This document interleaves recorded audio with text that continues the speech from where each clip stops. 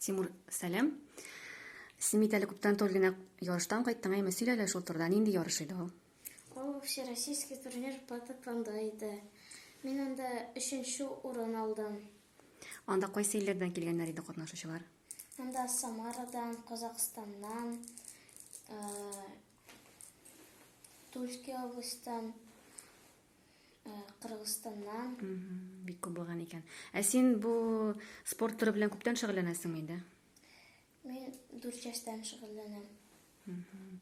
Ә аңанчы тагын башка спорт төрләре белән шөгыльләнеп карамаган идеңме соң? Мин көрәш белән шөгыльләнеп карадым, но ул миңа батмады. Ә тренировкаларына атнага ничә мәртәбә була? Тренировкалар атнага 3 мәртәбә.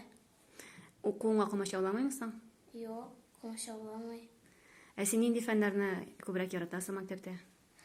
Татар телен, рус телен, математиканы. Олимпиадаларга барганың бармы соң? Татар теленнән бардым, победитель булдым. Молодец.